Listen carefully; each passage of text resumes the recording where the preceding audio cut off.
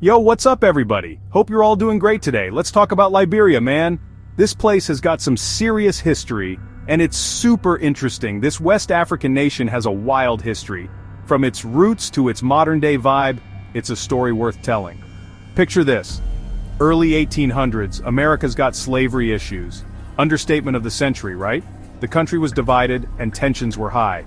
So, some folks back then were like, let's send these freed slaves to Africa. They thought it would be a fresh start, a new beginning. Now I'm no historian, but that sounds like a round-trip ticket on the struggle bus. Imagine the challenges they faced. Anyway, in 1821, the American Colonization Society, backed by some well-meaning but maybe slightly misguided folks, bought some land in Africa. Boom! Liberia is born. It was a bold move. They called the capital Monrovia, after President James Monroe. A nod to their American roots. Guess they figured free real estate and naming rights. Score! It was like a new frontier for them. These early settlers, they were called Americo-Liberians. They brought with them their culture, traditions, and hopes for a better future. They had a tough time, man. Disease, hostile tribes, you name it. The odds were stacked against them. But these were resilient folks. They didn't give up. They pushed through the hardships. They built a new life for themselves, even though it wasn't always easy. They laid down the foundations of what would become a unique nation. And guess what? Their arrival set the stage for a whole new chapter in African history. Liberia became a symbol of resilience and new beginnings. Fast forward to 1847. It's a pivotal year in history, especially for a small nation on the west coast of Africa. This is the year Liberia decides to take a bold step. Liberia's like, okay, we got this, and declares independence. They draft their own Declaration of Independence, raise their flag, and officially become a sovereign nation. Just like that, they become the first independent republic in Africa. This is a monumental achievement, setting a precedent for other African nations. Talk about making a statement. The people of Liberia are filled with hope and excitement, celebrating their newfound freedom with joy and pride. Now, being the first comes with its own set of challenges. The road ahead is not going to be easy, and the young nation knows it. It's like being the first one to try that weird-looking dish at a potluck. You don't know what to expect, and everyone else is watching to see your reaction. Everyone's watching to see what happens. The international community is curious, and other African nations are looking to Liberia as a potential model for their own futures. Enter Joseph Jenkins Roberts, Liberia's very first president. A man of vision and determination, he steps up to lead the nation through its formative years. He was a smart dude, a born leader. Roberts had the charisma and the intellect to guide Liberia through its early challenges. Roberts was all about establishing trade, building schools, and letting the world know Liberia was open for business. He understood that education and economic development were key to the nation's success. He even managed to get recognition from big players like Britain and France. This was no small feat and helped to legitimize Liberia on the global stage. But here's the thing. Even with independence, life wasn't all sunshine and rainbows. The new nation faced numerous internal and external challenges. There were tensions between the Americo-Liberians and the indigenous tribes. These cultural and social differences created friction and sometimes conflict. It's like that awkward family reunion where nobody really knows how to act around each other. Despite these challenges, Liberia continued to push forward, striving to build a unified and prosperous nation. Now, let's talk about some of the big names in Liberian politics. We already met J.J. Roberts, the OG president.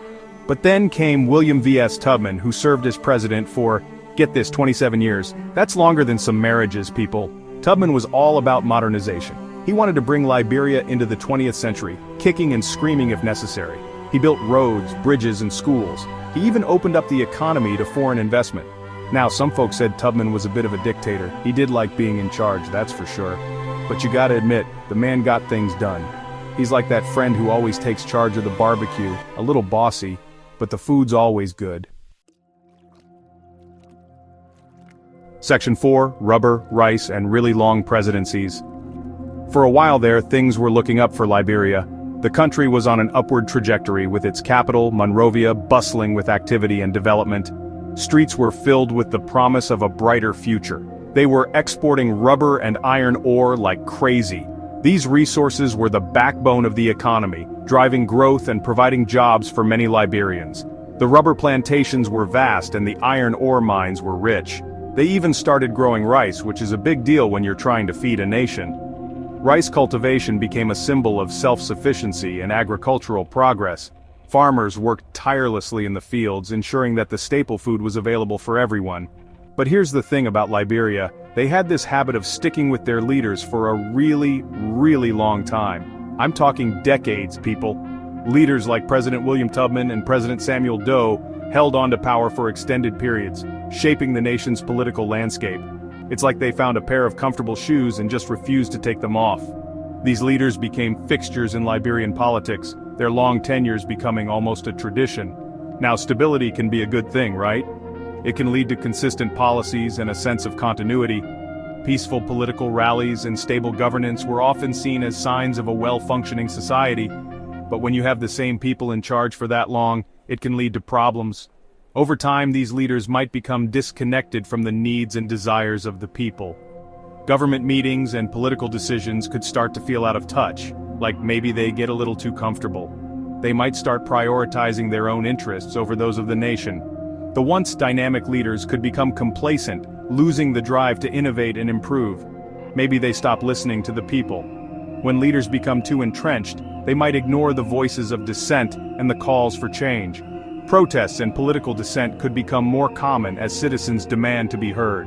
And maybe, just maybe, it creates resentment and instability. The frustration of the people can boil over, leading to civil unrest and instability. The once stable nation could find itself in turmoil, which, spoiler alert, is exactly what happened. The long presidencies and the resulting discontent eventually led to conflict and civil war, marking a dark chapter in Liberia's history. Section 5, Civil War when things get real in the jungle. Remember those tensions we talked about earlier, the ones between the Americo-Liberians and the indigenous tribes? Well, in 1980, those tensions finally boiled over. A military coup led by Samuel Doe, a member of the Kron tribe, overthrew the government. Now, coups are never a good look, but this one was particularly messy. The president at the time, William Tolbert, was brutally assassinated. Yeah, things got real dark, real fast. And so began the First Liberian Civil War. It was a brutal conflict with different factions fighting for control of the country. We're talking child soldiers, ethnic violence, the whole 9 yards. It was a humanitarian disaster. Section 6, Civil War II, Round 2, Fight. Spoiler, nobody wins. You'd think one civil war would be enough, right? But Liberia was like, hold my beer. In 1999, a second civil war erupted. This time it was a whole new set of players with names like Charles Taylor and Prince Johnson. Now, I'm not gonna lie, these guys had some of the best warlord names I've ever heard. But their actions were anything but glamorous. They terrorized the population, used diamonds to fund their armies, and basically turned Liberia into a real-life nightmare. The international community finally stepped in, sending in peacekeeping forces and trying to broker a peace deal. But it took years, and countless lives lost, before the fighting finally stopped in 2003. Section 7, Peace Out, Liberia Rebuilding and Looking Forward. After 2 devastating civil wars, Liberia was left in ruins. The economy was shattered, the infrastructure was destroyed, and the people were traumatized. But you know what? They started rebuilding. In 2005, they elected Ellen Johnson Sirleaf as president, making her the first female head of state in Africa. Talk about breaking barriers. It's been a long road to recovery, and Liberia still faces major challenges. Poverty, corruption, unemployment, these are all issues they're still grappling with. But there's hope, man. Liberia is a nation with a rich history and a resilient spirit. They've been through a lot, but they've always come out the other side. And who knows? Maybe one day they'll even be able to laugh about it all.